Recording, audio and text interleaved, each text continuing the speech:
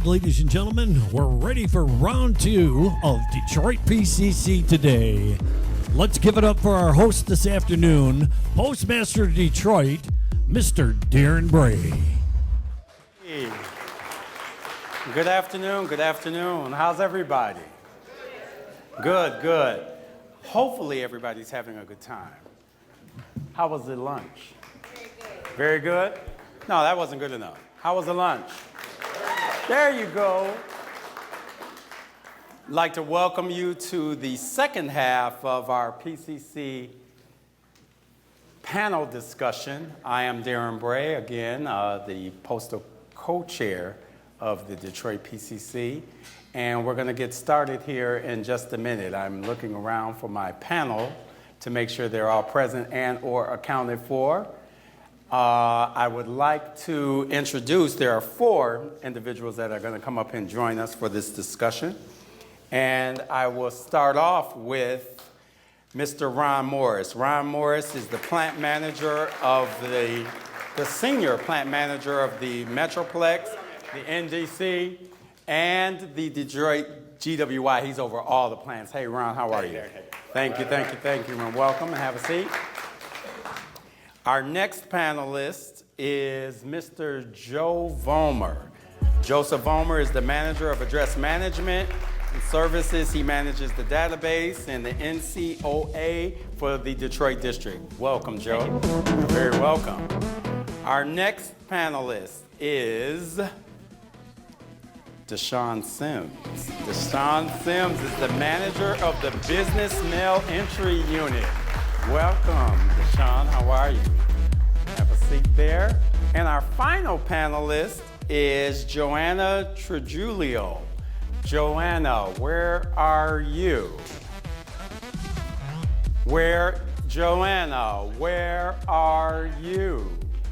I'll keep doing it. Joanna, where are you?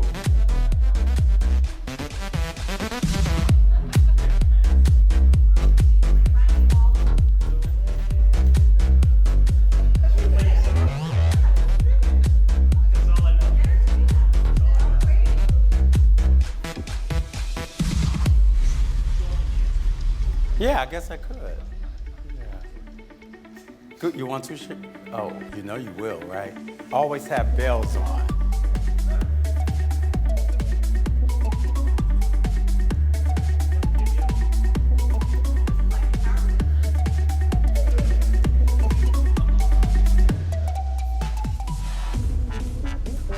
When she comes in, look, when she comes in, everybody stand. Joanna! Everybody stand, come on.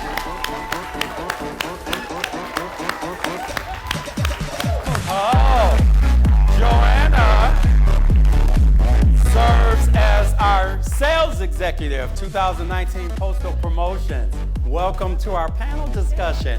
We thought we had to send a postal inspection service in the Popo out to get you. I'm back to my office. Oh, because you wanted to get some work done, right?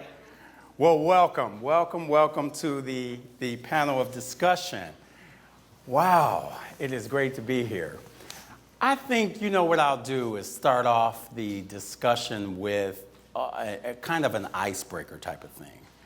I think I'll start off with our senior plant manager, the executive of the Detroit Processing and Distribution in this district, just to kind of tell us some of the new mechanical upgrades, anything new, all things plant processing, because in the industry, we like to know, once we prepare all of this mail and we induct it into the systems, how is it going to be handled? What is it going to touch? How is it going to flow from end to end? Some of our discussion from our earlier sessions today. So Ron, if you would grab that microphone sitting right there. Make sure it's on, and we'll pass that along as the questions field. And audience members, please feel free to jump in. I'll pivot over to you from time to time to make sure that you have some opportunity to ask a question. So, Ron, what's going on in the plant? Well, before we get into the plant, what I'd like to do is I would like to thank our mailers. Wow. Yes, exactly. Thank you for what you do. Right. So, I want to thank you guys, extend our appreciation. I have a great communication with a lot of you. And I appreciate that partnership in business. You know, where's Kevin at? Kevin Yost? Kevin, Where's he had an appointment. Well, I talked to Kevin earlier, and he's giving me pictures of what's inbound. And Bob from PSI, I can't express my gratitude for, you know, the open lines of communication you and I have. So thank you very much for that. Because if you don't know, when we pick up your mail and we receive it, I own it until it goes into the mailbox, right? So as your tracking service, we got whole teams of people that are tracking it behind the scenes. I got TANS teams that run transportation. I've got operation teams. I have engineers looking at efficiencies on the machine. So we own that, and they run around the clock, and they take all this data, right? And then we spend a few hours each day analyzing that data on pieces that are not service responsive, right? And then we have those communications with the designated facilities, and it's usually plant managers, and some of those conversations are passionate. You know, sometimes we got to rock the boat, and sometimes we have to tip it over, right? You know, but I have that responsibility, you know, to ensure your mail piece is service responsive.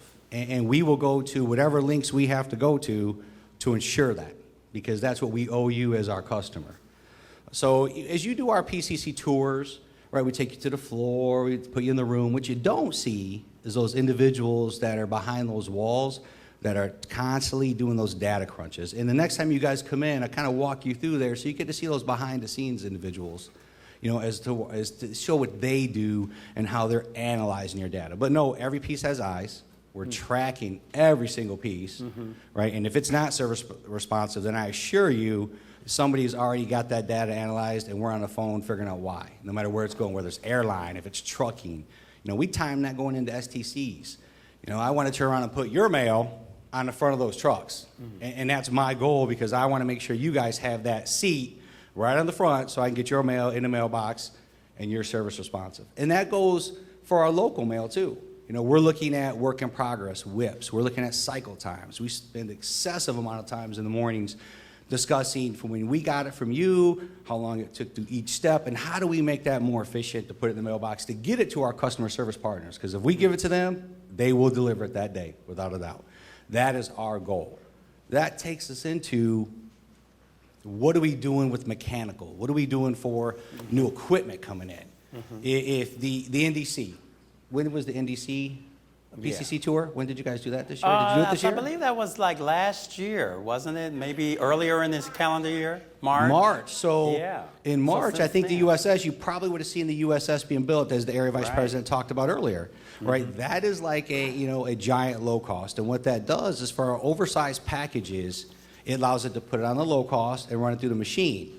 We're getting about 1,500 to 1,800 pieces an hour. It allows us to take that workforce that used to have to sort it by hand and take those individuals over and put those on machines as we move your mail forward.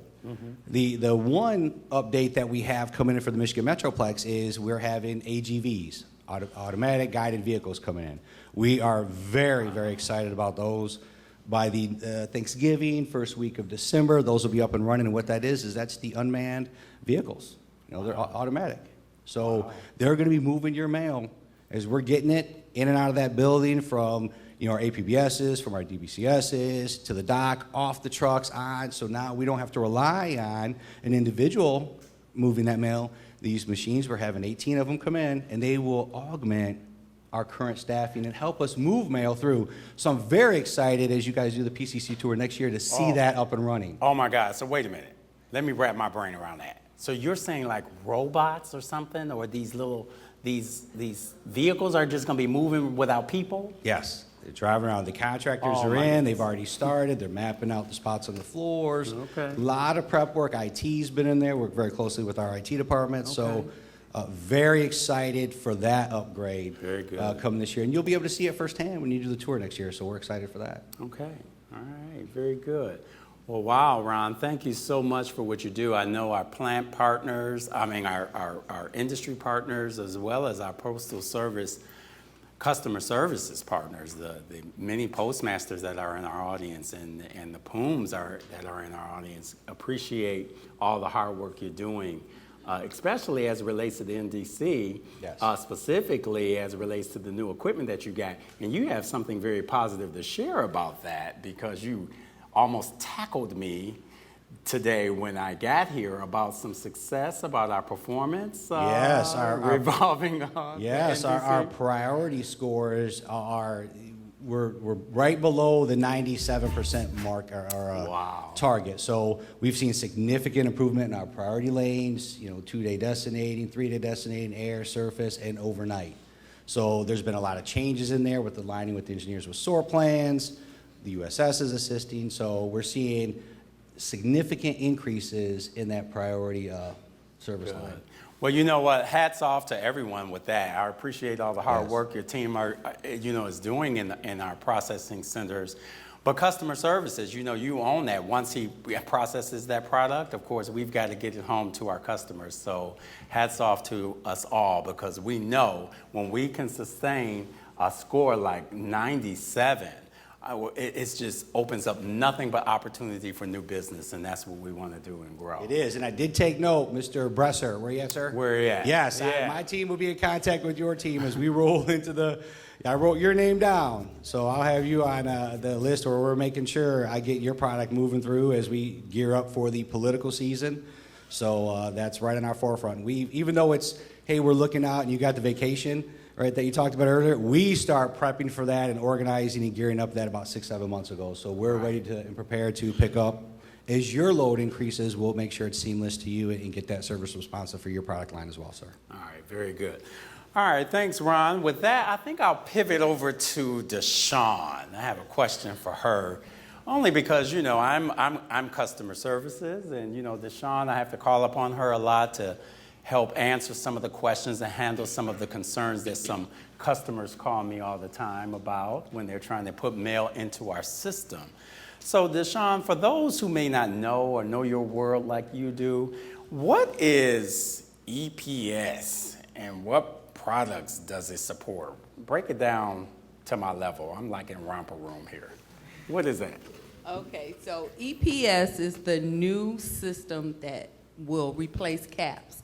CAPS is the centralized accounting payment system that we used to use. Mm-hmm. So that is kind of going away. We don't have a definite date yet because we still have some products that is supported by CAPS, but it's not supported by EPS. EPS is the new enterprise payment system. So EPS allows the customer to actually manage their money on their permit by themselves without the postal interaction. So when you sign up for EPS, you're linking a bank account to your permit. We'll know you're on EPS, but we won't see your balances. We'll know whether your fees are paid, but we don't really have any interaction. So you would fund the account through trust or debit, and it's all managed through the Business Customer Gateway. So if you don't have access to it, sign up in the Business Customer Gateway, ask for access to the EPS service, and then you go through actually enrolling in EPS and linking your bank accounts. If you need assistance, of course, my department will assist you with that. Most products are supported by EPS. The only one that is not, that's probably familiar, is EVS. EVS is not supported by EPS. That is still supported by CAPS. So if you have an EVS product, you don't have to sign up for EPS, but we encourage you to use EPS for your other products. All right, thank you so much for that, Deshawn. Earlier today, we had the AVP, Erica Briggs, talk to us about informed delivery, and we had Mr. Deering, Stephen Deering, give us a wealth of information on how those informed visibility and informed delivery intersect and how they can help to build both the Postal Service and the industry's bottom line and grow their businesses respectively. So I think what I'll do is go over to you, Joe. I have a question that didn't come up, I don't think, during the presentation, that you may be able to shed a little bit of light on that. It involves informed delivery. Is it available for customers that have a P.O. box, as an example? Yeah, that's a good question, Darren. The P.O. box customers can sign up for informed delivery. A lot of our customers have a P.O. box as well as a street address. So you can actually sign up for both. It just has to be signed up through 2 separate accounts. There is one caveat to that, is that both the residential home and the P.O. box has to be coded as a residential delivery. I do get quite a few calls routed to me through the call center, and customers are trying to sign up for informed delivery with the P.O. box. However, the system's not letting them, and that is because their P.O. box, when they signed up, was for their business. They got their business name and it's coded as a business. So the system won't let you sign up a P.O. box if it's under business. So yes, it is available as long as it is a residential personal P.O. box. Okay. All right. Well, thank you for that. I think I have a question for the final person on our panel, and then what I'd like to do is open it up to the floor. If anyone has anyone, I know we have Danny and LaDonna out there with microphones ready to go if anyone should have any questions. But Joanna, I think I'll give this question to you because you're involved with 2019 and 2020 promotions. I won't get to that. I'll hold that one for a little bit later. But I want to talk a little bit about EDDM. And can you use this particular type of service and qualify for any promotions or anything at all? Can you talk a little bit about that and how it connects? Okay, every door direct mail does not have an address. So it just says either local postal customer, if you want to deliver it to businesses, or local residents, residential customer, and that is just for homes. So with local postal customer, we will always deliver to both the business and the residential addresses. However, unfortunately, every door direct mail is not a full service mailing, so it does not qualify for any of our promotions. Our promotions have to be a full service mailing, and they have to have the intelligent mail barcode on them. So you do get a discounted rate with every door direct mail, and you don't have to have an address list, and you get to deliver to every person on that route. And it's at a low cost. It's a lot less than a first class stamp. And if you're a nonprofit, you get an even deeper discount. So it's always available that way for you, and that's the reason why it is so less expensive than regular postage, is because it doesn't have an address, it doesn't have to go through the plant operations. Right. It just goes right to the carrier, and the carrier takes it out. Yeah, what a great opportunity for our customers and our communities to, leverage communicating with smaller portions of the population. A pizza shop, as Steve Deering brought up earlier, since he loves pizza, comes to mind, or a dry cleaner, or whatever it is that they have as their business, small business, to get the word out to a targeted community. Yeah, every door direct mail is an excellent opportunity for doing that.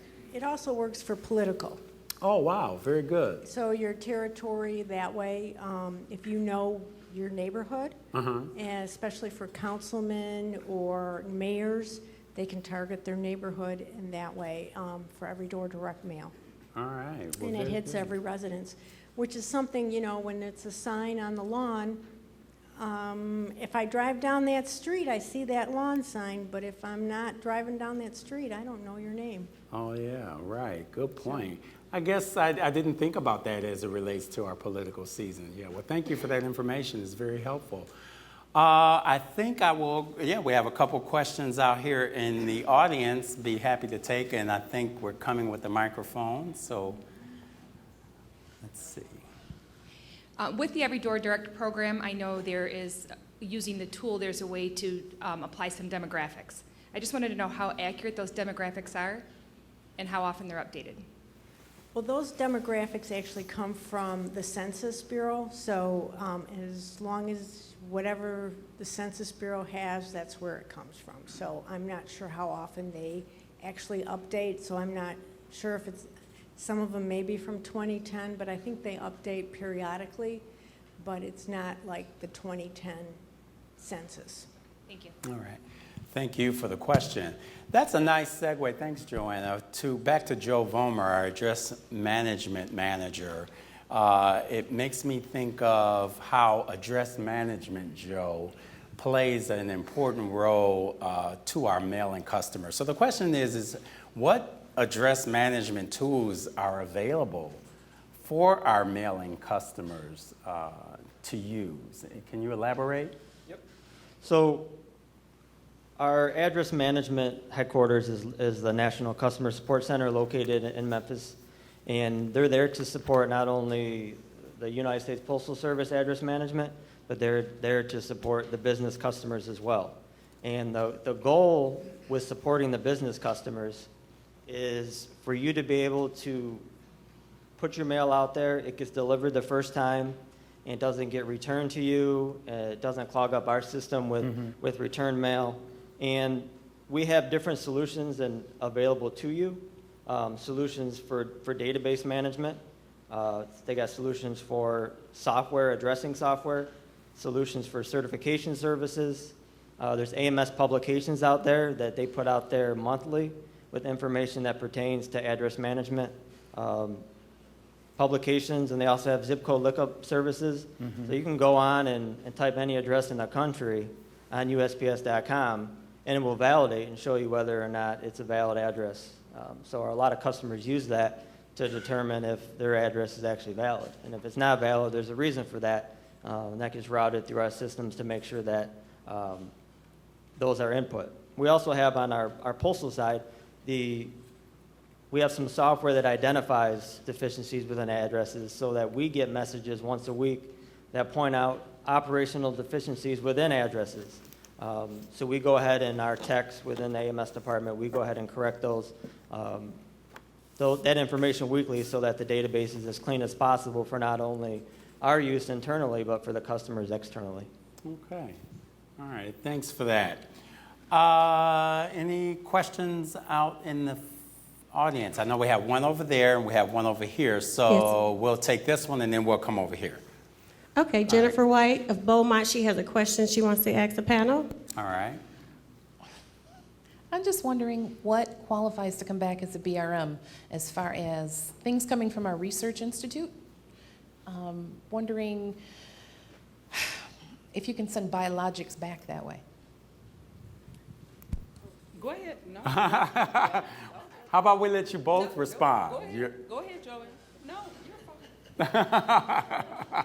Okay, it depends on if it is an exempted human specimen. So there are specific specimens that we will take through the mail, and there's ones that we will not. It also depends, so you can have it as a letter form, you could have it as a flat. Obviously, it has to be sealed. We have rules on, if it's liquidy, then it has to be packaged, double bagged, and foam around it so it absorbs it. So there's that, and then you can do also packaging. But it really has to, and it has to say exempt human specimen on the package. Okay, thank you. Anything you wanted to add, Deshawn, to that? Fine, she's fine. All right, thank you so much. And I think we had a question, Danny, over here. Yep. Yes. All right. I have a question for, what's your name? Joe. So I'm a mail service provider, and one of my clients is here in Detroit in the city, and they have a major vacancy problem. So we do, when we process their mail, when we're processing those addresses, our program will suppress vacancies from being mailed out, but they're still getting thousands of pieces returned to them as vacancy. And I understand that a vacant property is the carrier's discretion. So I was wondering a couple things. How long does it take from the time a carrier deems a property vacant for that to be updated in the postal database and get to postal service provider or addressing providers such as BCC, Satori, that sort of thing? So what's the time frame on that? And then I'm just curious, is a vacant property, is that public information? Would there ever be a point where you would give business mailers access to just verify vacancies into like the USPS database so we could have more quick turnaround to know whether or not something is vacant? So that's just the second question. All right. Okay, to answer your first question, it's typically from the time a carrier marks their property vacant. It takes 14 days from the time that we receive that information from the local office till it becomes a live address vacancy on USPS.com. but it does determine on how often you update your information from AMS HQ. So our time frame is 14 days. The second question is no, it's not public information where we can share individual data about individual addresses in that form to say if they're vacant or not. Okay, and then for a reverse, if a resident calls you guys and says, hey, I live here, I'm not vacant anymore, how long does that take? Is that about the same time? It's still the 14 days. Okay. I do deal with that almost on a daily basis where calls are routed to me, whether it's a inactive delivery becoming active or active becoming inactive. We make those changes, and it's maximum time frame of 14 days. Okay, thank you. All right, thank you so much. Very good questions. I appreciate that. I think I'll go over to Deshaun since you pivoted and tossed that little answer to Joanna, and I appreciate her taking that. I'm going to give you one. Sure. All right, what is Mail Anywhere? I'm still on that back of that bus. Don't know. You need to tell me. And what is required to be approved? Can you tell us about that out of the BMEU? Okay. So Mail Anywhere is a program for mailers which allows them to use their permit in an office other than their permit office where they actually opened up the permit. Okay. So Bressers can be under Mail Anywhere. Their permit is in Detroit, but say they want to drop at the Metroplex. That Mail Anywhere program allows them to drop at the Metroplex and not their actual office. So in order to be under Mail Anywhere, get that authorization, you actually have to be full service. Okay. You have to have approval for e-induction. So those are the two things that you have to have. And the money can come out of the permit holders or the mail service providers' permit. The money can. Okay. All right, thank you for that. I'm going to swing back over here to my fellow executive here, Mr. Ron Morris. I was thinking about, Ron, what you said about our good performance with the 96 to 97% in our priority performance, and you talked about the election that's coming up for Bressler and what we want to do. You know, the North Pole is somewhere nearby here, and it's coming, and here comes Rudolph and St. Nick and all that other stuff that we get every year. We call it peak season in the Detroit Post Office. Well, actually in the United States Postal Service. But and then you talked about the new equipment out there at the NDC.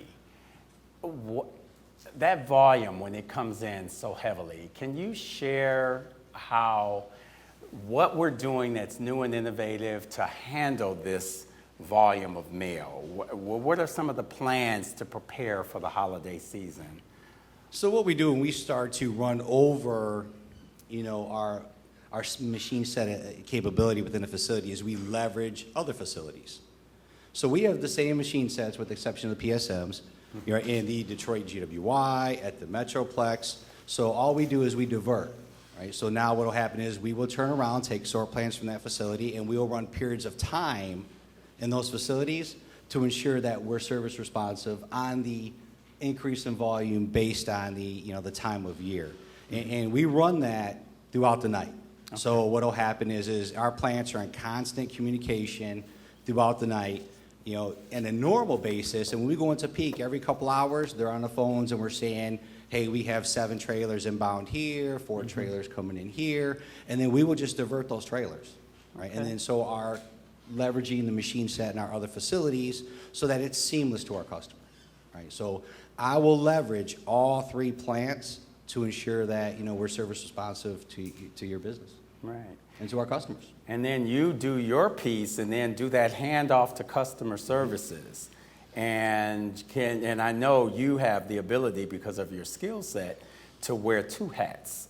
So take off your senior plant manager hat and throw on your customer services hat, and that product is dropped at our customer services location, 280 plus facilities. Then what are we expected to do to ensure that we sustain that wonderful performance we are now gaining and that we're so proud of? Well, let me step back. All right, our customer service team, they're phenomenal here. Right? They really are. And I go back to stating if I put it in their doors, they're going to deliver it. So as we gear up on the plant side, they're gearing up with staffing on the customer service side. So we run like a 24-hour clock processing, which means we're processing, we're moving, we're processing, we're moving. Now the customer service team, they have their additional staffing to offset for the peak season, and then they will turn around and they will start doing the extra vehicles that they bring on board. They will have their temporary peak season employees come out, and then they will start shuttling those packages and those excessive loads out. So again, we're service responsive, and it's seamless to our vendors, and our customers get, the required delivery in time. Now, if you've seen from Mr. Deering earlier, he talked about the tools that we utilize. We have all those tools at far in-depth level. Like I said, we can track a piece of mail from the minute I take it to the minute it's delivery, where it was, we determine pinch points, where we're bottlenecked at. And then we work very closely with our customer service partners to turn around and coordinate with them on timing to put it in there, so their time, their staffing to get it to you guys or to get it to your customers in a timely manner. Yeah, Steve talked about it earlier, informed visibility, everything's visible. And that's what our customer wants, and that's what's important to sustain our performance and their confidence from our customers that we can provide the service that they expect. And what that means for my customer services partners out there in the audience is scanning is key. Scanning is key. Your role, Ron and his team hands it to us. We receive it and then get it home as required. So scanning is what I'm hearing you say. Yes. Thank you for that, Ron. I appreciate that. I'm going to go back to you, Joanne. I have a question regarding promotions and some of those benefits. And I'm asking that question because you and your team do things to set us up to receive additional volume, to receive additional revenue and new business so that we can wow them with the performance that we're so proud of right now that we're sustaining this 97% in priority. So the question is why should I sign up for promotions and what benefits do I have? It's just a question involving your world. If you could elaborate and share that with us. Okay, this year, and we now have a board of governors, so we were able to have promotions in 2019. So they have to be pre-approved by the board of governors, and what we did is we had 6 promotions this year. Some of them have lapsed. There are 3 that are still ongoing, and what they allow you to do is they allow you to get 2% off of your mailing.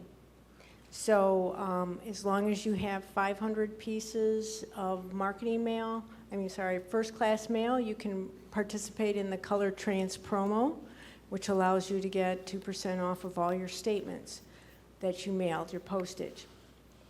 You can also, with marketing mail, you can use the mobile shopping, which would also get you 2% off of your mailing. And the third one is informed delivery. And informed delivery will allow you to do first class or marketing mail, and you can get 2% off of your mailing. So those are the 3 that are currently out there. And then in November, we'll have the announcement for 2020. They'll be approved by the Board of Governors and the PRC and announced at the end of November, beginning of December. So they are available right now currently. They are, especially if you're mailing, it doesn't matter the quantity, so you'll get 2% off. We have, obviously, we have requirements. We are the Postal Service, so we do have requirements, and I can help you out with that. You just come up to me, grab my card, and contact me about that, and I can go through the requirements. It's not as hard as we think it is, but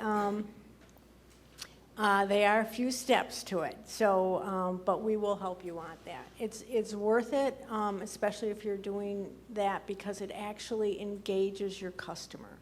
That's the whole purpose of it, is to engage your customer. So by using a QR code, or you can have the customer go right directly to your website. Almost everybody has a QR code reader on their phone.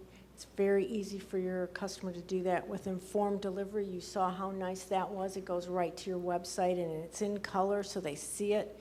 The people who open up informed delivery, open it up about 70%. I mean, think about it. There's no, I get coupons in my email all the time. They probably go back to like April because I don't clean out my inbox all the time on my personal email. But that's, because I don't even read it. I just see it comes from them and I just ignore it. Mm-hmm. So this is something that people don't ignore. And that's really one of the best things about it. People who have it love to read it. And when you have it in color, their attention is grabbed. And it works. So that's one of the benefits of it.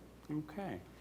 Thank you. I'm going to come back out to the audience in just a second for a question, but I have a follow-up to Joe, and I'm piggybacking off of a question that we got from the field, from the audience. But before I do that, customer service is something Joanna said about first-class mail. I know we talked about priority in the 96 to 97 percentile, but letters and flats is key, and getting that product delivered every day, clearing our operations is critical to offering these incentives and promotions and satisfying the customer's desire and their expectation of our responsibility to what they paid for, and sustaining their confidence that we can provide the service that they need. And it just makes a win-win for everyone. And some of that ties into this question for you, Joe, and this involving address management. To the question we had in the back from Lisa. How is the U.S. Postal Service committed to improving the quality and accuracy of the address management database? That's everything. You are keeping up with every address in this country, and whether it's vacant or good, bad, or indifferent, how can you elaborate there? Yeah, so the address management database is not only valuable internally for our internal postal customers and the plants and associate offices, it's also very valuable to external customers as well. So one of the things that we require here in the Detroit districts, and this is a national policy, is that every carrier, that every 30 days, they send in their updated route listing of every address on their route with the status of those addresses. This is a requirement across the 2.5 million delivery points that we have right here in the Detroit district, over 341 zip codes, a couple hundred offices this encompasses. Those carriers are required to submit those once a month. And it's my job as address management systems manager to make sure that's done. And our success rate in the Detroit district has improved dramatically for the submission every 30 days of our carriers. So our database is as clean as it's been in quite some time. We also have our address management techs who go out periodically with carriers, and they walk their entire route with them, and they check every address versus what's in our database, if it's coded properly, with type of delivery, if it's active, if it's vacant. And we do that periodically as well. They're called street reviews, and that gives us the ability to see at our level if that particular carrier is keeping up on their duties with their route listing. And we do target some of the more difficult routes within the district when it comes to that, as far as the types of deliveries they have, the business routes in downtown Detroit that can be a little more of a taxing, it can be more of taxing to keep up on those with the vacancy rates. So that's something that we do. We also have our AMS HQ gives us reports once a month, where we have the ability to correct addresses based on operational integrity that they can see within their system as well. All right. Thank you very much. Do I have any questions from anyone in the audience at all? All right, I have a question for you, Deshaun. What is green and secure? What is that? So green and secure is a way of correcting the address. So the ACS, the Address Correction Service, is required for letters and flats, first class and standard. But green and secure is for first class letters only. It allows us to make the correction without actually giving you, the customer, the mail piece back. So we give you the correction in the form of an email, or like Kevin said, go on Business Customer Gateway and sign up for it, and you'll get those reports in there. We keep that mail piece and we recycle it, and you won't get that mail piece back because you get the mail pieces back if you ask for them back. And then in some instances with marketing mail, you end up paying for it. So Green and Secure allows you to get that electronic correction. All right. Okay. Well, thank you very much. I appreciate that. We have a question right here in the audience. Just 1 second. She's right there. With regards to Green and Secure, is that a service, the address correction service, offered only to full-service mailers or to customers also? It's to customers. It's for first-class letters. Okay, and how do you request that service? Okay, I can give you the information, but it's also in the Business Customer Gateway. So myself or Iva will contact you about that. Okay? All right.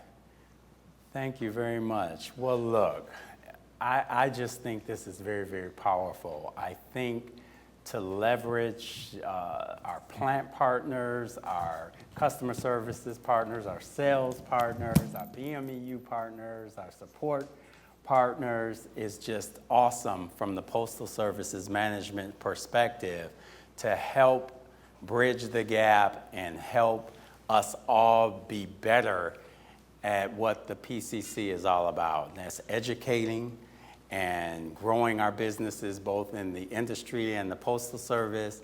And I hope that you found this very, very educational. These expert panelists will be around for the rest of the day. If you have any questions you'd like to ask them or anyone else that is on the Detroit District's management team, just please feel free to contact myself, Patricia Bridgeforth, or Paul Brodz, who will be more than happy to point you in the right direction so that you can get your questions answered. But I want to take this opportunity to thank my panelists for doing this for me today. I think it was wonderful. I think the Postal Service in the Detroit District is on its way to nothing but success for the future. So thank you, Ron. I appreciate that. Thank you, Joe. Thank you, Deshaun, and thank you, Joanna. I'd like to take this opportunity now to introduce our next keynote speaker that we have, and I'm not even going to look at this. What we're going to do is pivot our attention that way, and we are going to welcome the Detroit District's district manager, and she's going to give us all things going on in the Detroit District. Carlette, it is my pleasure to welcome you to our PCC, and you have the floor. Carlette Gilbert.